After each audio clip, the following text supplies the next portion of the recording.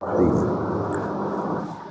الحمد لله نحمده ونستعينه ونستغفره من يهده الله فلا مضل له ومن يضلل فلا هادي له ونشهد أن لا إله إلا الله وحده لا شريك له ونشهد أن محمدا عبده ورسوله صلى الله عليه وعلى آله وصحبه وسلم تسليما كثيرا كثيرا أما بعد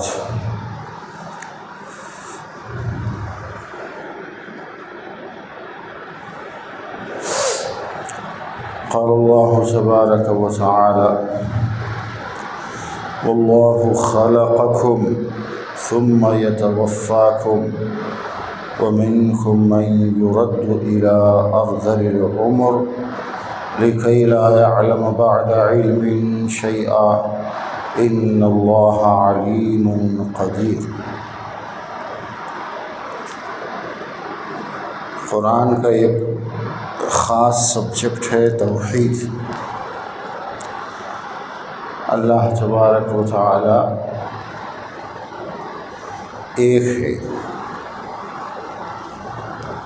اس کے طرح کوئی بھی نہیں ہے۔ وہ پیدا کرنے میں بھی اکیلا ہے، اور یہ سسٹم ہے دنیا کا، اسے وہی اکیلا چلا رہا ہے۔ نہ اس دنیا کو پیدا کرنے میں اس کے ساتھ کوئی تھا، اس کا کوئی پارٹنر اور شریک نہیں ہے، اس لیے کہ وہ سب کچھ اکیلا ہی کرتا ہے، اسے قدرت ہے۔ اتنے بڑے بڑے جو کام ہوئے ہیں، جس میں سورج کو بنانا ہے، چاند کو بنا کر اسے کام پہ لگانا ہے، آسمان و زمین کو بنانا ہے، یہ سب اسی اکیلے نے کیا ہے۔ واللہ علی کل شیء قدیر۔ اس کی طاقت اور قدرت کا ہم اندازہ نہیں لگا سکتے۔ کتنی بڑی طاقت ہے، کتنی بڑی قدرت ہے اللہ کی، یہ کسی انسان کے بھیجے میں آ ہی نہیں سکتا۔ کیوں؟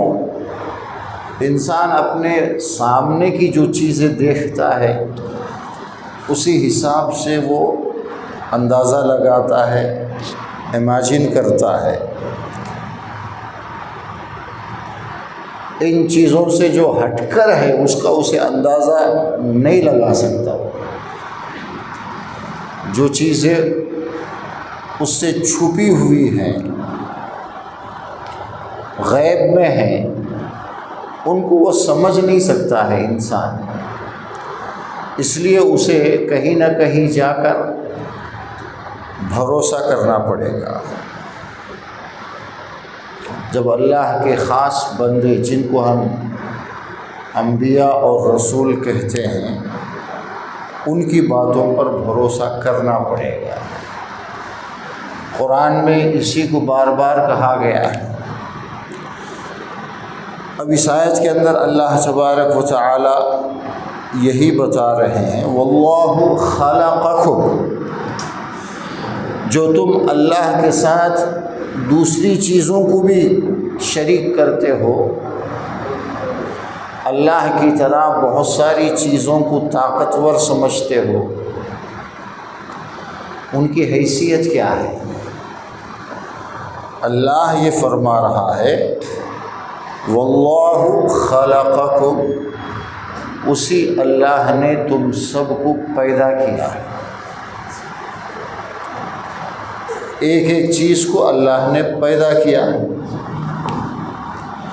جو خود پیدا نہیں ہو سکتے ہیں ان کو کسی نے پیدا کیا ہے، تو وہ پیدا کرنے کے برابر کیسے ہو سکتے ہیں؟ اللہ نے فرشتوں کو بھی پیدا کیا، جنات کو پیدا کیا، انسانوں کو پیدا کیا، آسمان و زمین پیدا کیا، سورج اور چاند اللہ نے پیدا کیا۔ پیدا کرنے کا مطلب کیا ہے؟ پہلے کچھ نہیں تھے، اللہ نے ان سب کو پیدا کیا۔ ہم میں سے ہر ایک کو اللہ نے پیدا کیا۔ انسانوں میں جو بڑے بڑے انسان گزرے ہیں، اللہ کے نبی آدم پہلے انسان، ان کو بھی اللہ نے پیدا کیا۔ پیدا کرنے کا ارادہ جب فرمایا تو فرشتوں سے اللہ نے بات کی، میں آدم کو پیدا کرنا چاہتا ہوں اور اسے زمین پر خلیفہ بنا کر بھیجوں گا۔ آدم کو اللہ نے پیدا کیا اور ان کے بعد جتنے بھی آئے ان سب کو اللہ نے پیدا کیا۔ ہمارے نبی حضرت محمد صلی اللہ علیہ وسلم نے اپنی دعاؤں میں بہت بار کہا ہے کہ اللہ تو نے ہی مجھے پیدا کیا ہے اور میں تیرا محتاج ہوں، ہمیشہ مجھے تیرے سہارے کی، تیرے فضل کی ضرورت ہے۔ تو بڑے سے بڑے نبی، بڑے سے بڑے فرشتے اور بڑے سے بڑے جنات اور مخلوقات میں، کریشن میں جو بڑی بڑی چیزیں ہیں، ان سب کو اللہ نے ہی پیدا کیا۔ پیدا کرنے سے پہلے ان میں سے کچھ نہیں تھا، یہ ہم سب کا عقیدہ ہے۔ کچھ نہیں تھا، اللہ نے پیدا کیا۔ اب یہ اللہ کے برابر کیسے ہو سکتے ہیں؟ اللہ کے جو کام ہیں، اللہ کے جو صفات ہیں، اللہ کے جو لکشن آلہ ہے، وہ دوسرے میں ہم کم کیسے مان سکتے ہیں؟ اللہ اولاد دیتا ہے، اب اس کی طرح دوسروں میں یہ ہم کیسے مان سکتے ہیں کہ وہ بھی اولاد دیں گے؟ ان کے خود کے اولاد نہیں ہے۔ بہت سارے ایسے گزرے ہیں، بڑے بڑے وقت نبی، بڑے بڑے ولی، ان کی خود کی اولاد نہیں ہے۔ خود ہمارے نبی صلی اللہ علیہ وسلم 3 بیٹیاں تھے اور 4 بیٹیاں اور 3 بیٹے تھے۔ تینوں بیٹوں کا بچپن میں ہی انتقال ہو گیا۔ اگر ان میں کسی دوسرے کو بچے دینے کی طاقت ہوتی تو خود کیوں نہیں پیدا کر لیے؟ آپ نے 11 شادیاں کی، ان 11 شادیوں میں سے صرف 2 بیویوں سے آپ کے بچے، 6 بچے صرف 1 بیوی حضرت خدیجہ سے ہیں، 4 بھائی کو بچے اور 2 مرد بچے۔ ایک ماریا نام کی جو آپ کی بیوی ہیں، ان سے 1 بیٹے حضرت ابراہیم، باقی 9 بیویوں سے آپ کو بچے نہیں ہوئے۔ اگر آپ دوسروں کے کام بنا سکتے ہیں تو اپنی ان بیویوں کی جھولی کیوں نہیں بھرے؟ 9 بیویاں جنہوں نے آپ سے شادی کی۔ یہاں پہلی ہی بات میں اللہ نے فرمایا واللہ خلقکم، اللہ ہی ہے جس نے تم کو پیدا کیا۔ تم میں کسی کے اندر خود نہ پیدا ہونے کی صلاحیت ہے، نہ وہ خود پیدا ہو سکتے ہیں، نہ وہ کسی اور کو پیدا کر سکتے ہیں۔ جو خود نہ پیدا ہو سکتا ہے، نہ دوسروں کو پیدا کر سکتا ہے، وہ اللہ کے برابر کیسے ہو سکتا ہے؟ تم اس سے کیوں مدد مانگتے ہو؟ یہ غلط ہے۔ اللہ یہ بتانا چاہتے ہیں، اور قرآن میں بہت زیادہ اس مضمون کو بیان کیا گیا ہے۔ ایمان کی بیس ہے، ایمان کی یہ بنیاد ہے کہ ہم اللہ کو ایک مانیں، اس کی ذات میں، اس کے صفات میں، اور عبادت کرنے میں اسے ایک ہی ماننا چاہیے۔ جو کام وہ کرتا ہے کوئی اور نہیں کر سکتا۔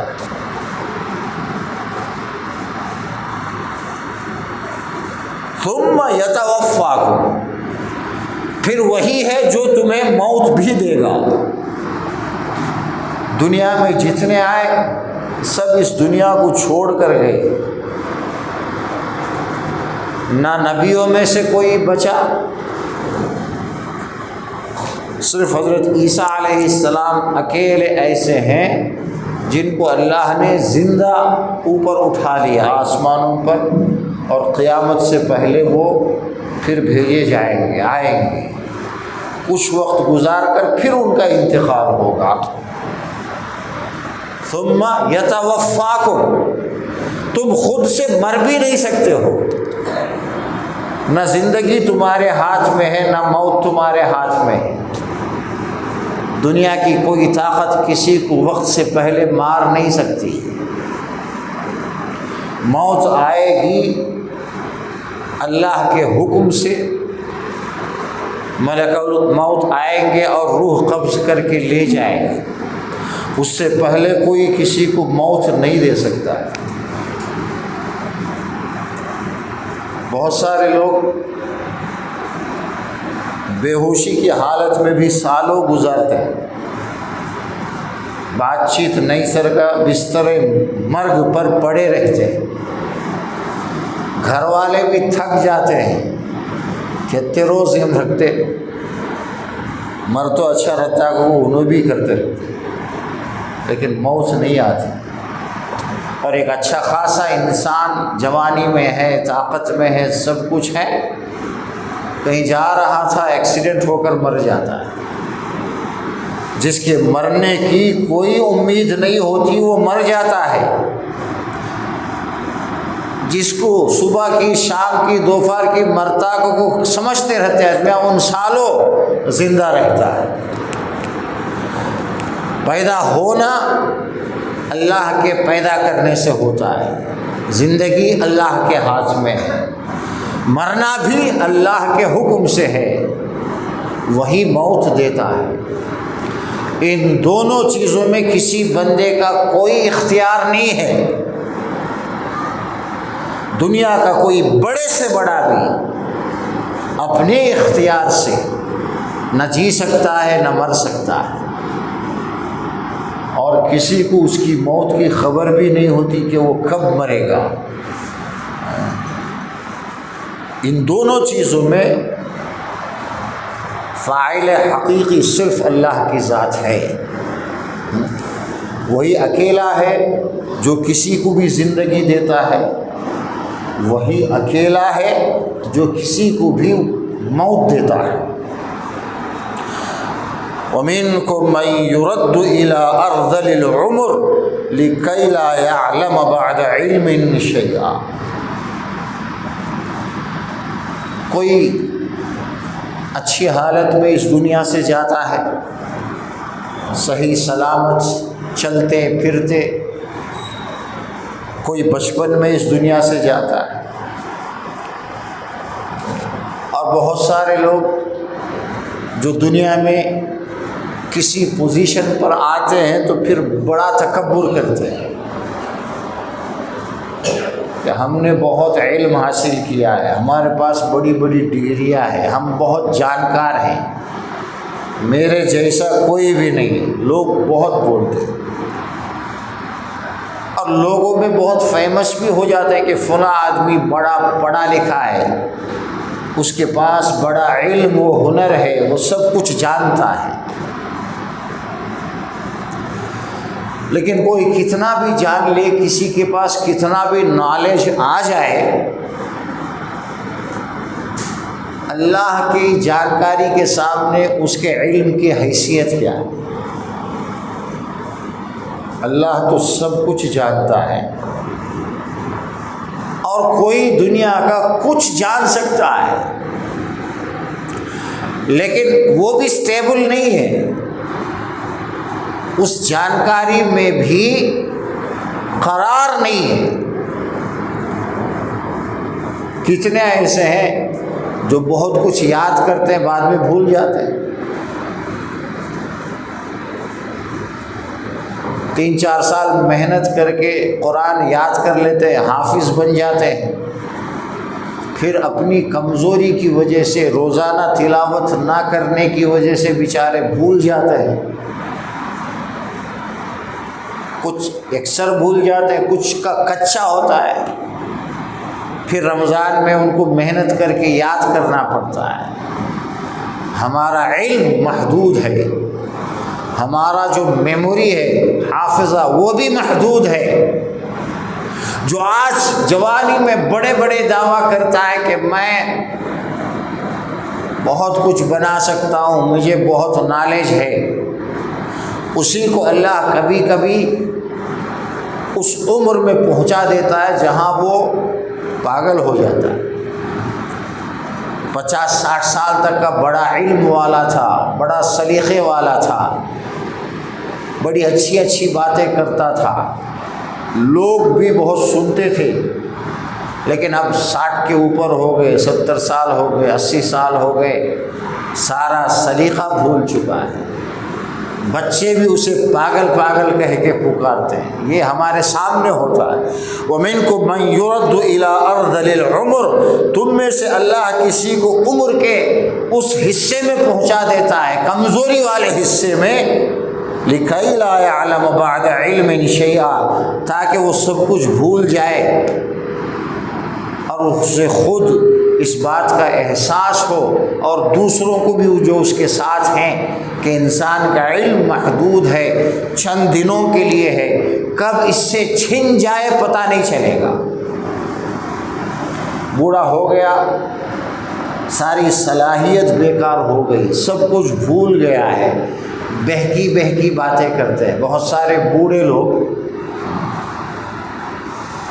ان اللہ علیم قدیر، بے شک اللہ ہی ہے جو علم والا ہے اور قدرت والا ہے۔ علم اور قدرت، طاقت جو دوسروں کو ملتی ہے اللہ سے، اس کا کوئی موازنہ نہیں ہے۔ چند دنوں کے لیے چند چیزوں کا علم اور نالج کسی کو ملتا ہے، وہی سب کچھ نہیں ہے۔ کتنا بھی آدمی جان لے، اسے یہ بات کا پتہ نہیں ہے کہ کب اس کی لائف ختم ہوگی، نہیں ہو سکتا ہے۔ ہر ایک کا علم محدود ہے، لمیٹڈ ہے، اور اللہ اس کے علم کی کوئی انتہا نہیں۔ دنیا میں جتنا بھی پانی ہے سمندر کا، وہ سب انک بن جائے، اور جتنے بھی درخت ہیں جھاڑ، وہ سب قلم بن جائے۔ اللہ کے کلمات، اللہ کا جو نالج ہے، اللہ کی جو باتیں ہیں، لکھتے لکھتے سارے قلم ختم ہو جائیں گے، سارا انک ختم ہو جائے گا، لیکن اللہ کا علم ابھی باقی رہے گا۔ یہ اللہ کے علم کی قدرت ہے۔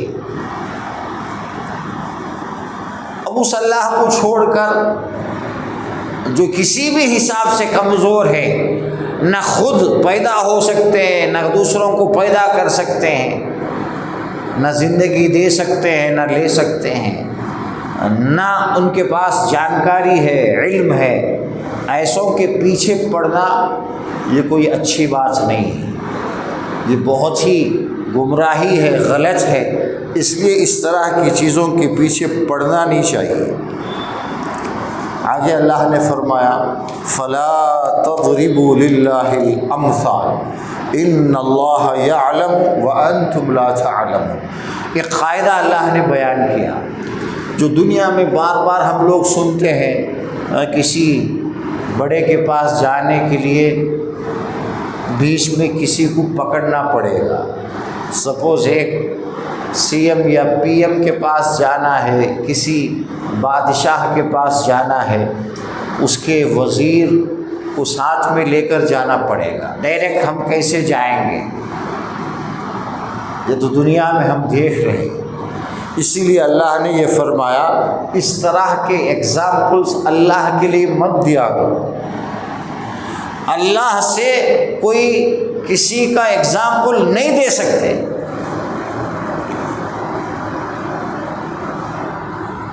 اس کے جیسا کوئی ہو ہی نہیں سکتا ہے، بھائی وہ اکیلا ہے۔ اس جہاں کو پیدا کرنے سے پہلے اکیلا تھا، کوئی بھی نہیں تھے، اسی نے سب کچھ پیدا کیا، اسی کے حکم سے سب کچھ تیار ہوا ہے، اسے کس کی ضرورت ہے؟ دنیا کے حکمراں، دنیا کے بادشاہ، ان کی ایک کابینہ ہوتی، کیبنٹ ہوتی، وہ ان کے بیچ میں بیٹھا ہوتا ہے،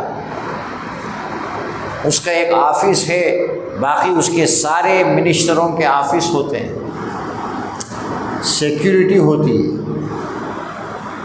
آدمی وہاں جا نہیں سکتا ہے بغیر پرمیشن کے، کوئی لے جائے گا، پہلے کسی کے پاس جائے گا، وہ دوسروں تک پہنچائے گا، وہ خود بھی ڈر کر چھپا ہوا ہے، سب کچھ چیک کر کے کسی کو اس کے پاس پہنچایا جائے گا، کوئی چھوٹی چیز نکل جائے تو اسے اریسٹ کر لیا جائے گا، وہ اس سے ڈرا ہوا ہے کہ یہ اسے نقصان پہنچا سکتا ہے، اسی لیے وہ ڈائریکٹ مل نہیں سکتا، یہ اس سے دور ہے کہ یہ اس تک جا نہیں سکتا ہے۔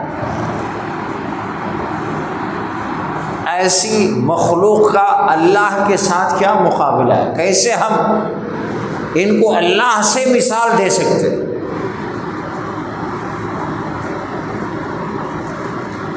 اللہ آسمانوں پر عرش کے اوپر مستوی ہے،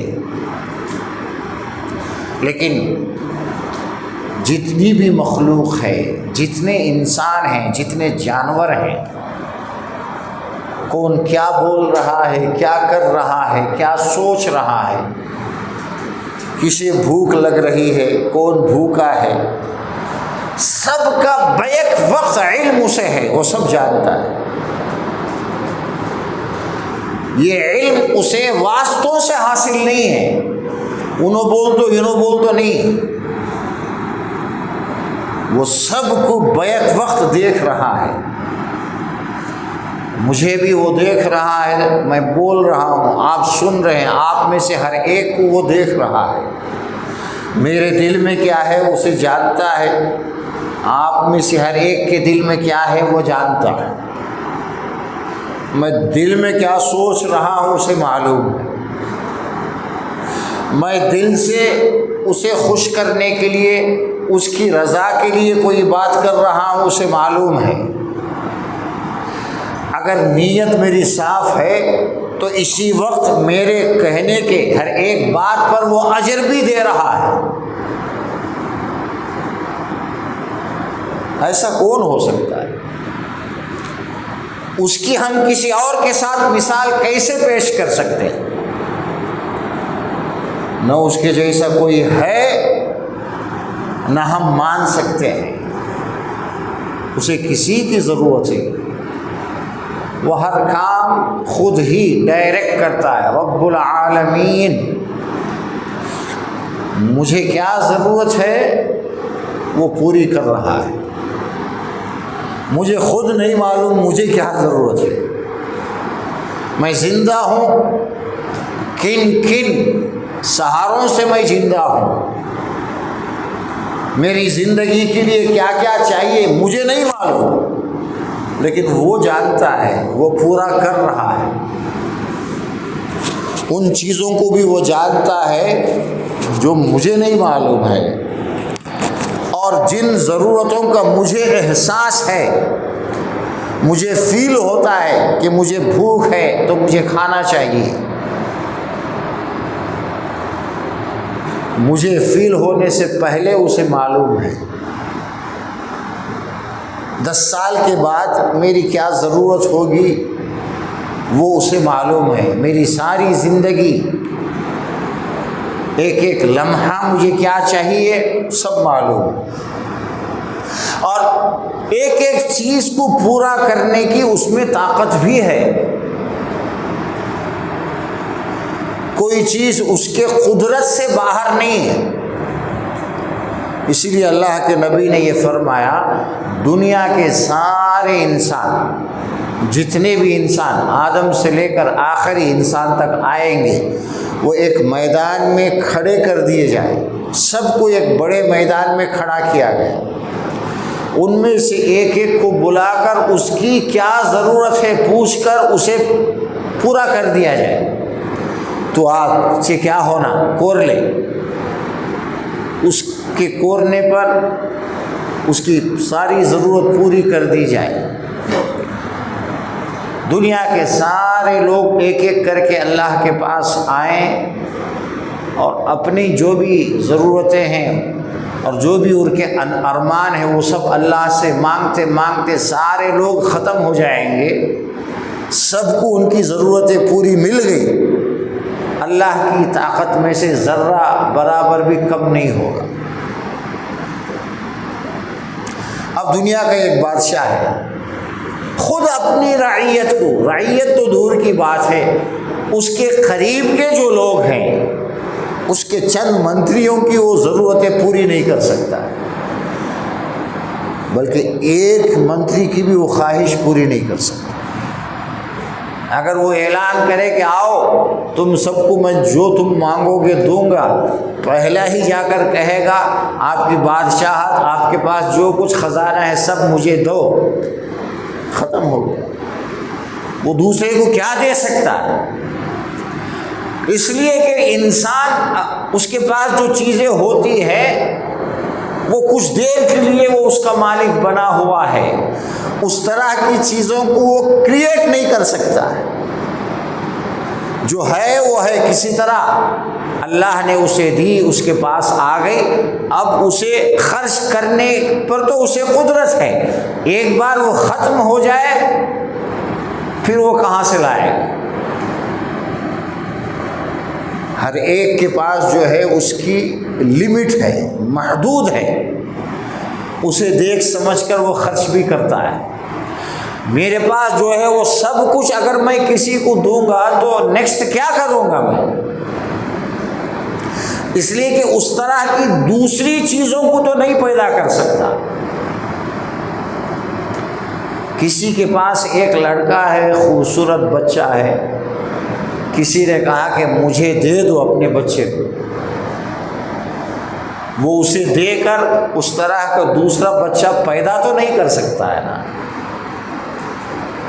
اس لیے کہ وہ محدود ہے. اسے کسی نے دیا ہے، وہ خود کچھ پیدا نہیں کر سکتا. لیکن اللہ تبارک و تعالی ایک ایک جنتی کو، یہ جو ساری دنیا ہمیں نظر آ رہی ہے اور دنیا کی ساری نعمتیں، ایک آدمی کو اتنی بڑی جنت اللہ دے گا، اور جتنے ایمان والے ہوں گے سب کو اسی طرح دے گا، لیکن اس کی طاقت اور قدرت میں کچھ کمی نہیں ہوگی. یہ اللہ کی طاقت ہے. اسے لا کر دنیا کے کسی بادشاہ کے ساتھ، دنیا کے کسی نبی کے ساتھ، دنیا کے کسی ولی کے ساتھ، دنیا کے کسی دیوی دیوتاؤں کے ساتھ، سورج اور چاند کے ساتھ مثال پیش کرنا، اس میں جو طاقت ہے وہ دوسروں میں ماننا یہ نہایت غلط ہے. کیوں؟ وہ اکیلا ہے، اس کی طرح کوئی ہو ہی نہیں سکتا ہے. اس کا خزانہ لامحدود ہے، دوسروں کے پاس کوئی خزانہ ہی نہیں ہے. اس کا حکم پورا ہوگا، وہ جو آرڈر دے گا وہ پورا ہوگا. دوسروں کے آرڈر پورا ہونے کا کوئی امید نہیں. اس لیے اللہ نے فرمایا فلا تضربوا للہ الامثال. اس طرح کے دیوانے شانے باتیں اللہ کے بارے میں کرو نہ کو، دیوانے شانے مثالہ دیو نہ کو. ایک وزیر کے آفس کو جانا کو تو بلا لے جانے والے ہونا نہ کو. یہ دنیا ہے، نہ اس آفس کو آپ نے دیکھا ہے نہ وہ تم کو دیکھا ہے، تم اس کو جانتے ہو. تمہارے بیچ میں کنیکشن کے لیے دوسروں کی ضرورت ہوتی. تم یہاں بیٹھ کر اس آفس میں کسی بھی طرح سے اپنی بات پہنچا نہیں سکتے، لیکن اللہ تبارک و تعالی وہ ذات ہے جو خود تو اپنے عرش پر مستوی ہے، ساتوں آسمانوں کے اوپر، عرش کے اوپر وہ ہے، لیکن آپ جو بھی سوچتے ہیں دل میں وہ سب وہ دیکھ رہا ہے، سن رہا ہے، سب کچھ۔ اس تک چل کر جانے کی ضرورت نہیں ہے، اس کے پاس جانے کا مطلب یہ ہے کہ سچی نیت سے اسے یاد کیا جائے، اس سے مانگا جائے، بس۔ چاہے آپ اپنے گھر میں رہ کر مانگ لو، وہ سن لیتا ہے، اور اس نے چاہا تو آپ کی ضرورت پوری ہوگی۔ حضرت زکریا علیہ السلام بوڑھے تھے، انہوں نے حضرت مریم کو آسمانوں سے جو کھانا اللہ بھیج رہا ہے، اللہ کی قدرت کو دیکھا اور پوچھے کہ مریم تیرے پاس یہ کھانے پینے کی چیزیں کہاں سے آ رہی ہیں؟ مریم نے جواب میں فرمایا کہ یہ اللہ کی طرف سے ڈائریکٹ ہے۔ تو حضرت زکریا علیہ السلام جب کہ بوڑھے ہو گئے تھے، 90 سال سے بھی زیادہ عمر تھی، اپنی عبادت کے مقام پر جہاں بھی وہ نماز وغیرہ پڑھتے تھے، انہوں نے اللہ سے دعا کی، ہنالک دعا زکریا ربہ، زکریا نے اپنے رب اللہ تبارک و تعالیٰ سے دعا کی، مانگا، رب ہب لی من لدنک ذریۃ طیبہ، اے میرے رب مجھے بھی ایک پاکیزہ صاف ستھری اولاد دے، ایک بچہ مجھے دے۔ گئے نہیں سفر کر کے کہ فلاں جگہ کرامت کی جگہ ہے وہاں جاؤں گا، فلاں ہے جو میری فریاد سنے گا، کہیں نہیں گئے، بلکہ وہ نیک خاتون، وہ بچی جو ان کی کفالت میں تھی، وہی اس کے گارڈین تھے، چونکہ رشتے میں خلئی ہونا، حضرت مریم، وہ دیکھ رہے تھے کہ مریم کو اللہ وقت وقت پر آسمانوں سے رزق اتار رہا ہے، تازہ کھانا جنت کا۔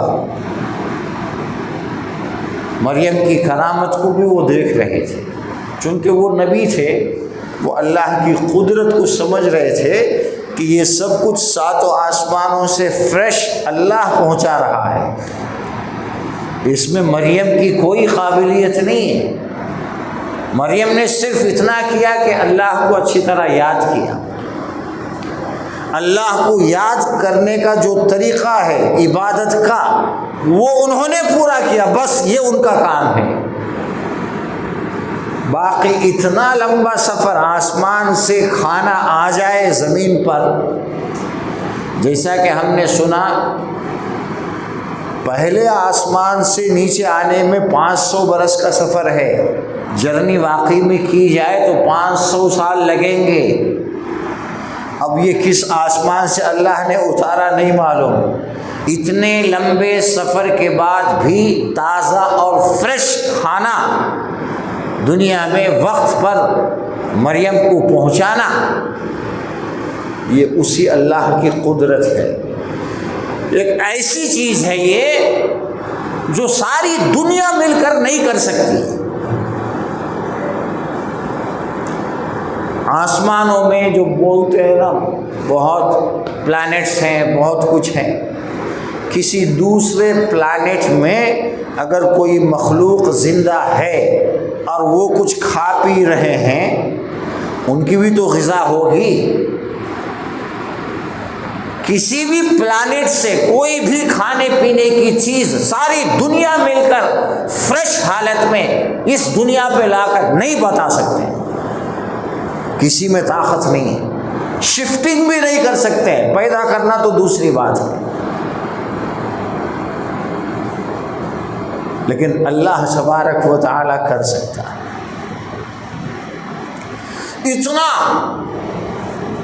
ڈسٹینس کا کوئی اندازہ نہیں ہے، ایک آسمان، دوسرا آسمان، تیسرا، ساتوں آسمانوں کے بعد پھر پانی، اس کے بعد پھر عرش، کتنے لاکھوں کلومیٹر نہیں معلوم۔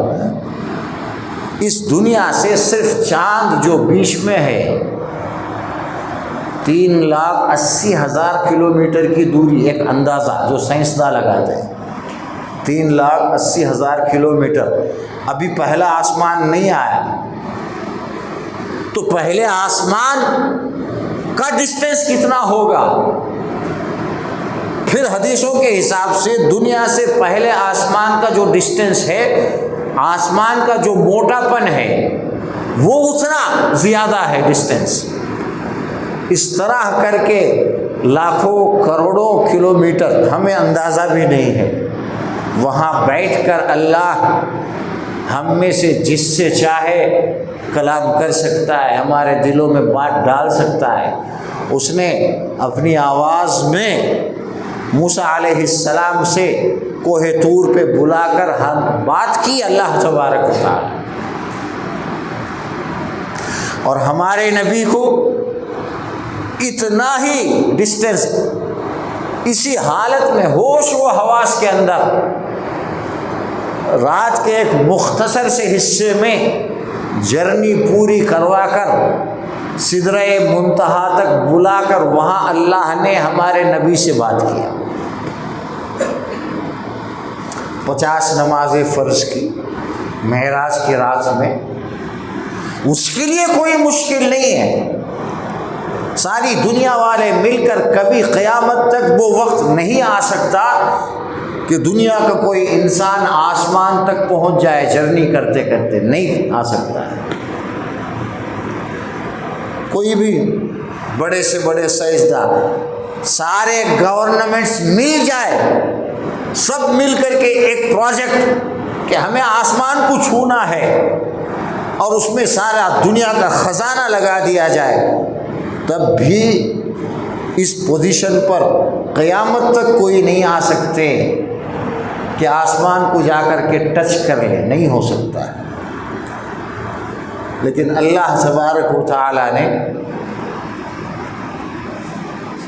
1450 سال پہلے تھوڑے سے وقفے میں، یعنی رات کا ایک معمولی حصہ، جہاں دنیا تھی اسی طرح تھی، پہلے ہمارے نبی کو مکے سے فلسطین لے جایا گیا، وہاں آپ نے نبیوں کی امامت کی، پھر وہاں سے آسمانوں کا سفر شروع ہوا، پہلا دوسرا، ایک ایک آسمان پر ایک ایک نبی سے ملاقات ہوئی، 7 آسمانوں کے اوپر چلے گئے، جنت دوزخ دیکھا، پھر اللہ سے بات چیت کی، اور 50 نمازیں لے کر اتر رہے تھے۔ ایک آسمان پار کر کے آئے، موسیٰ علیہ السلام 6 آسمان پر آپ کو ملے۔ انہوں نے کہا کہ اے محمد، 50 وقت کی نماز آپ کی امت نہیں پڑھ سکتی ہے، اس کو کم کراؤ۔ مختلف احادیث ہیں، بار بار 9 بار آپ گئے، ہر بار 5 نمازیں معاف ہوتی گئی، بچی کتنی؟ 5 نماز، 50 کی 5۔ اگر 50 نمازیں فرض ہوتی تو ہمارا کیا حال ہوتا؟ آج 5 وقت کی نماز پڑھنا تو بڑا محنت ہے۔ 50 وقت کی نماز موسیٰ علیہ السلام بیچ میں نہ آتے، آپ لے کر آ جاتے، آپ تو پڑھتے اور آپ کے صحابہ بھی پڑھ لیتے، ہمارا کیا حال ہوتا آج؟ جب 45 نمازیں کم ہو گئی، اللہ تبارک و تعالیٰ نے یہ کہا کہ اب 5 نمازیں ہیں، لیکن اجر جو کم نہیں ہوگا، محنت تو کم کر دی ہے ہم نے۔ 50 نمازیں، ان کے نام کیا تھے، کس وقت کتنی رکعت تھی، یہ سب نہیں معلوم ہے نا، بتایا ہی نہیں گیا ہے۔ محنت جو ہے وہ کم کر دی گئی ہے، لیکن اجر جو ہے وہ برابر رکھا گیا ہے۔ 5 وقت کی نماز پڑھو گے، ثواب 50 کا ہی ملے گا، 50 کے ثواب میں کمی نہیں ہوگی، 1 کا 10 ثواب ملتا ہے۔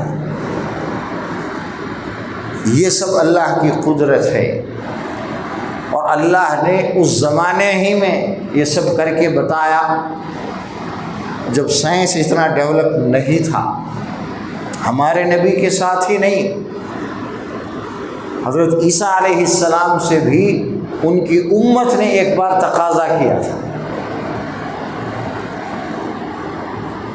کہ اے عیسیٰ علیہ السلام، ہماری یہ خواہش ہے کہ ہم ایک بار جنت کا کھانا، آسمان سے اترا ہوا کھانا میں ہم یہ چاہتے ہیں کہ اللہ تبارک و تعالیٰ ایک دسترخوان بچھا ہوا جس کے اندر کھانے پینے کی چیزیں ہوں وہ آسمان سے اتارے، ہم اس میں سے کھائیں، یہ ہماری خواہش ہے، آپ اللہ سے دعا کر کے یہ کام پورا کرواؤ۔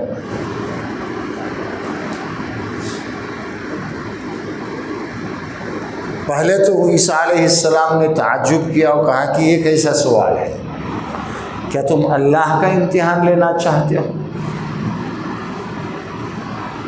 انہوں نے کہا کہ نہیں، ہم اپنے دلوں کا اطمینان چاہتے ہیں، اور یہ بھی کہ ہمارے بعد جو لوگ آئیں گے وہ آپس میں بات چیت کرتے ہوئے ہم پر اللہ نے جو فضل کیا ہے، ہمارے ساتھ جو نعمت کا مظاہرہ کیا وہ بھی بات کریں گے، ہمارا شرف ہوگا ہمارے لیے۔ تکون لنا عیدا لاولنا وآخرنا وآیۃ منک، ہمارے اگلے پچھلوں کے لیے یہ ہمارے لیے عید کے جیسا ہوگا، اور بعد میں آنے والوں کے لیے ایک نشانی ہوگی اللہ کی قدرت کی۔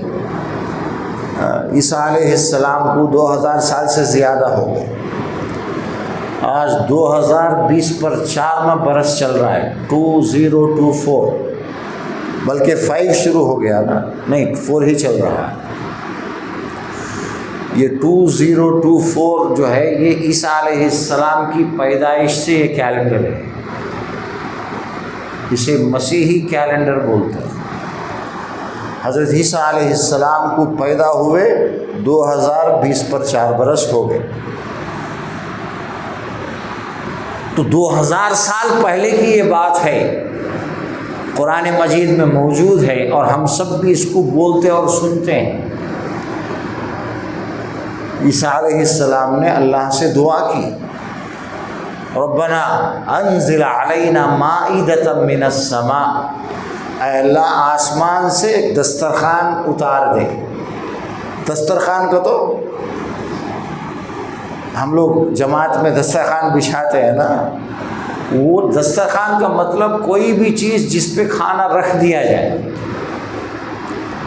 کھانا تیار کر کے رکھ دیا جائے، وہ ٹیبل پہ رکھو یا نیچے رکھو، کپڑے پر رکھو، کسی بھی طرح پکا ہوا کھانا سرو کیا جائے اسے دسترخوان کہا جاتا ہے۔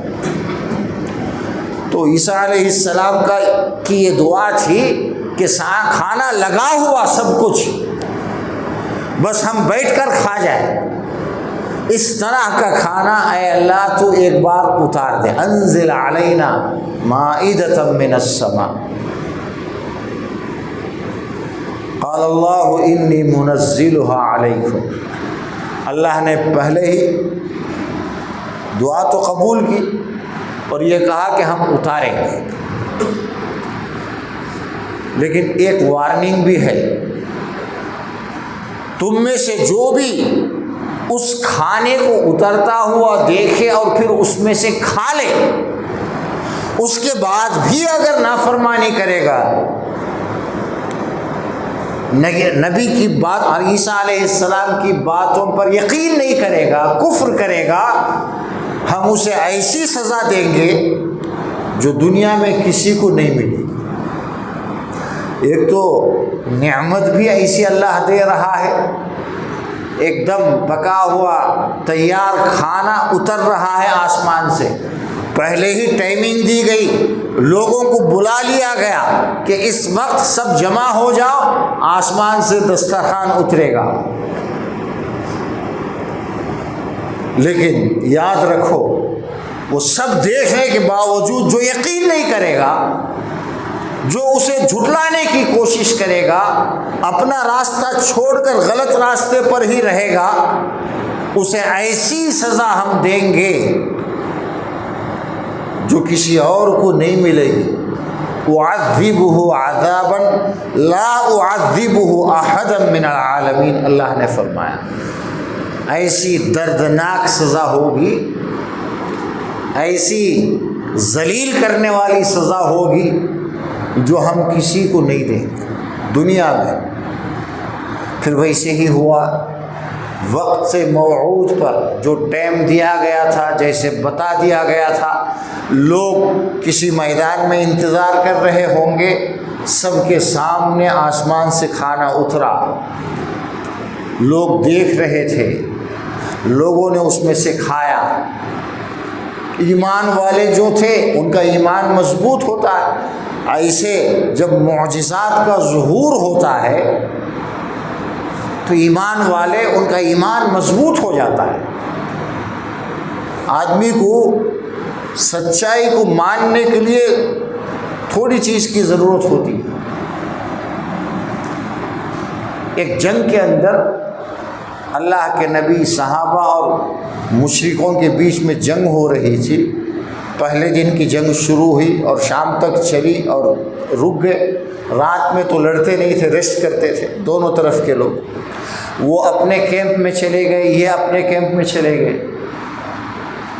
ایک صحابی کی لوگ بہت تعریف کر رہے تھے کہ آج وہ صاحب جو ہے انہوں نے بہت جم کے لڑا ہے، وہ کسی کے پیچھا کرتے تو اسے مار کر ہی دم لیتے تھے. بہت بہادری سے وہ لڑتے رہے ہیں، آج بڑی اچھی فائٹنگ تھی ان کی. اللہ کے نبی نے فرمایا وہ آدمی دوزخ میں جائے گا. یہ سن کر ایک دوسرے صحابی کو بڑا تعجب ہوا. ایک تو وہ صحابی ہیں، اللہ کے نبی کے ساتھیوں میں سے ہیں، دوسرے وہ جہاد میں ہیں اور سب سے زیادہ اچھا وہ لڑ رہے ہیں، وہ دوزخ میں کیسے جائیں گے؟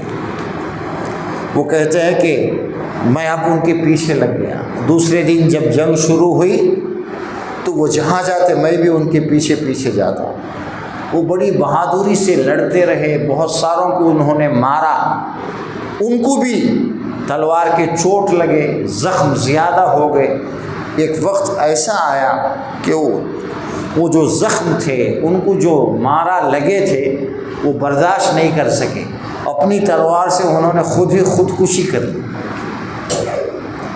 یہ دیکھ رہے تھے. یہ فوراً اللہ کے نبی کے پاس آ کر کہتے ہیں اے اللہ کے رسول، اب مجھے پورا یقین ہو گیا ہے کہ آپ بالکل سچے ہیں، اس لیے کہ آپ نے وہ بات نہیں بتائی جو کوئی اندازہ نہیں کر سکتا تھا.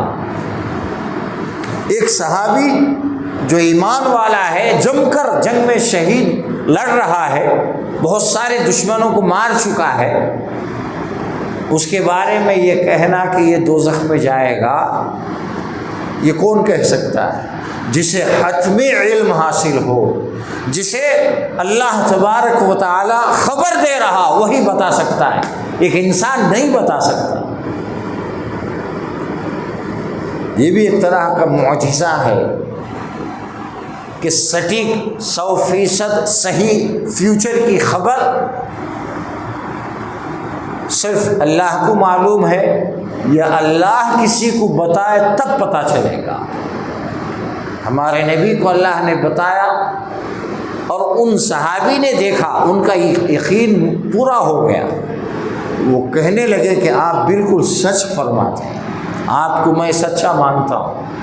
اسی طرح عیسیٰ علیہ السلام کی دعا پر اللہ نے آسمانوں سے ایک پروگرام دے کر کھانا اتارا تھا، سب دیکھ رہے تھے.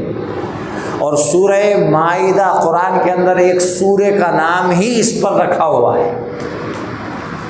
قرآن کے پہلا سورہ جو ہے وہ الحمد کا سورہ ہے، فاتحہ.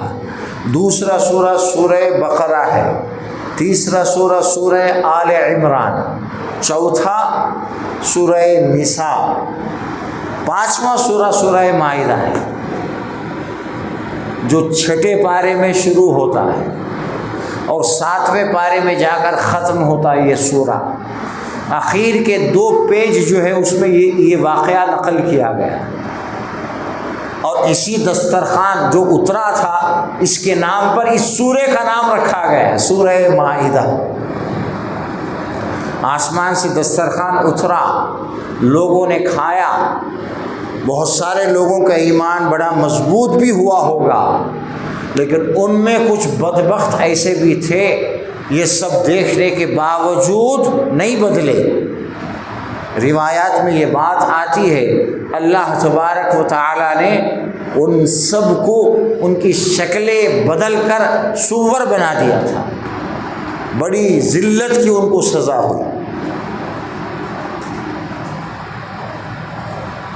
تو اللہ کی قدرت کسی اور کے ساتھ ہم مثال نہیں پیش کر سکتے۔ اللہ کے بارے میں دنیا کے مثالوں کی طرح دیوانے شانے مثالہ نہیں پیش کر سکتے۔ ایک بڑے آدمی کہنے جانا کو تو کون تو بلا لے جانے والا ہونا نہ ہو، یہ بات دنیا میں تو چل سکتی ہے، لیکن اللہ کے لیے یہ بات جو کرے گا وہ ایمان سے ہاتھ دھو بیٹھے گا۔ اس طرح کی سوچ ایمان کے خلاف ہے۔ اللہ کو کس کی کیا ضرورت ہے؟ ہم سب اللہ کے سامنے زیرو ہیں، کچھ نہیں تھے، ہمارا وجود نہیں تھا، نہ یہ دنیا تھی، نہ آسمان، نہ زمین، نہ سورج، نہ چاند، کچھ نہیں تھا۔ ان سب کو اللہ نے پیدا کیا اور صرف اپنے حکم سے پیدا کیا، اور اس کا حکم کتنا پاورفل ہے۔ انما امرہ اذا اراد شیئا، اس کا جو کام کرنے کا جو طریقہ ہے، اس کا جو حکم ہے، اس کا جو سسٹم ہے، اس کا جو نظام ہے، وہ کچھ کرنا چاہے صرف آرڈر کرنے سے وہ چیز تیار ہو جاتی ہے۔ ہم دنیا والوں سے اللہ کی کیسی مثال، یہ کیسے ہم تشبیہ دے سکتے ہیں، مثال پیش کر سکتے ہیں؟ وہ اپنی آرڈر سے دنیا و آسمان کو وہ پیدا کرتا ہے، صرف اس کا اتنا کہنا کن ہو جا، آسمان بن گئے، زمین بن گئی، سورج بن گیا، چاند سب بن گیا، اور پھر بار بار بنائے گا اللہ تبارک و تعالی۔ اہل جنت کو جنت میں جو نعمتیں ملے گی، روزانہ تازہ تازہ نئی نئی نعمتیں، جو جنت میں جانے کے بعد بھی اس کے خیال تک میں وہ بات نہیں آ سکتی، وہ سوچ بھی نہیں سکتا۔ اللہ تبارک و تعالی روزانہ نئی نئی نعمتیں اسے دیتا رہے گا، اسے حیرت ہوگی، تعجب ہوگا، پھر اگلا، پھر نئی نعمتیں، اس لیے کہ نہ اللہ کے آرڈر ختم ہوں گے، نہ اس کے کلمات ختم ہوں گے، نہ اس کی طاقت ختم ہوگی، وہ جب کوئی چیز دینا چاہے گا دیتا رہے گا۔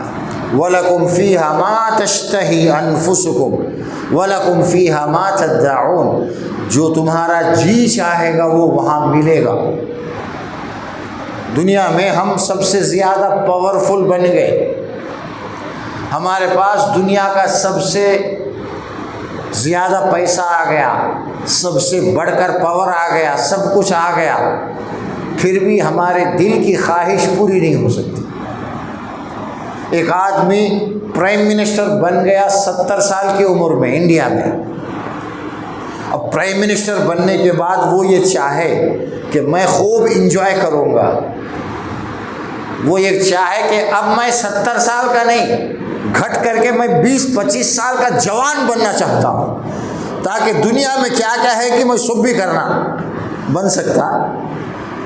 کوئی 70 سال سے 20 سال واپس آ سکتا ہے، واپس تو نہیں آئے گا، وہ اس دنیا کو چھوڑ کر ایک نہ ایک دن جائے گا، اور الٹے سیدھے کام آ کر تو بھیگ ہی جاتا۔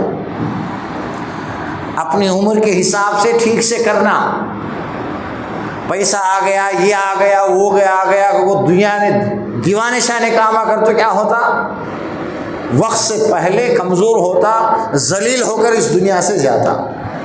بڑے بڑے لوگ. ابھی آپ نے دیکھا کل تک یو ایس اے کا جو پریزیڈنٹ تھا وہی کینڈیڈیٹ بھی تھا اس بار جو نومبر میں الیکشن ہونے والا ہے، لیکن اتنا بوڑھا وہ ہو چکا ہے، تقریباً 80 سال کی عمر ہے، کیا بات کرنا بسرتے رہتا، مائنڈ ٹھیک سے کام کرنا نہیں. اس کو ابھی 1 ہفتہ پہلے جو ہے اسے ہٹا کر دوسروں کو لایا گیا، کینڈیڈیٹ بنایا گیا.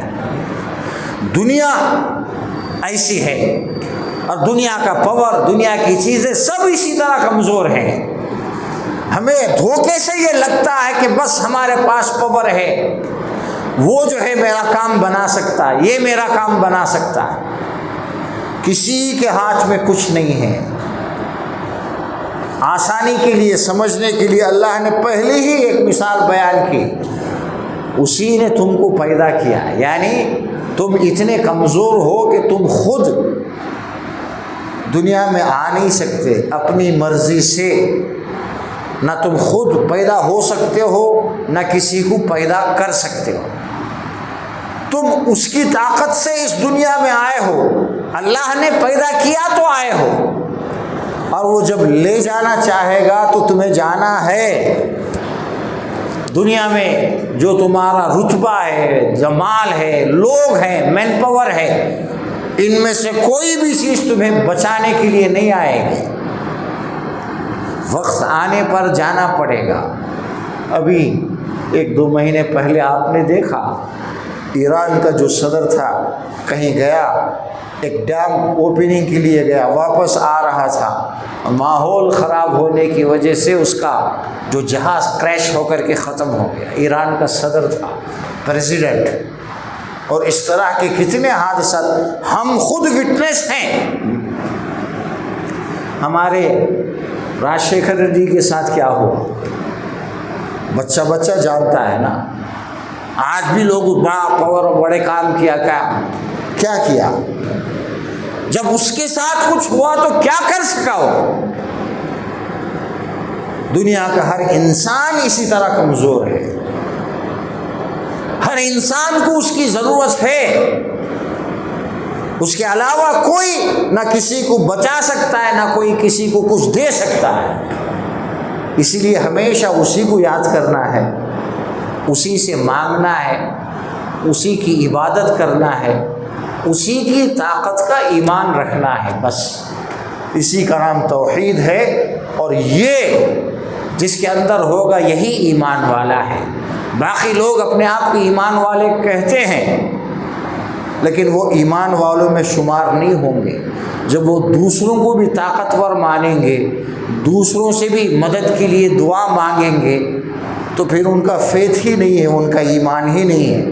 اللہ تبارک و تعالی ہم سب کو صحیح ایمان اور صحیح سمجھ ہم سب کو عطا فرمائے کہ ہم اللہ کو ایک مانیں، ذات میں، صفات کے اندر، سب میں اللہ ایک ہے. اس کا ہم سب کو صحیح ارتھم اور صحیح عقیدہ اللہ ہم سب کو عطا فرمائے، تاکہ ہم ساری زندگی ایک ایمان والی زندگی گزار کر اس دنیا میں صحیح ایمان، صحیح عقیدے کے ساتھ زندگی گزار کر اللہ کے پاس پہنچے، تاکہ دوسرے ایمان والوں کے ساتھ ہمارا بھی حشر ہو اور ہمیں بھی جنت میں جگہ ملے. آمین. وآخر دعوانا ان الحمد للہ رب العالمین.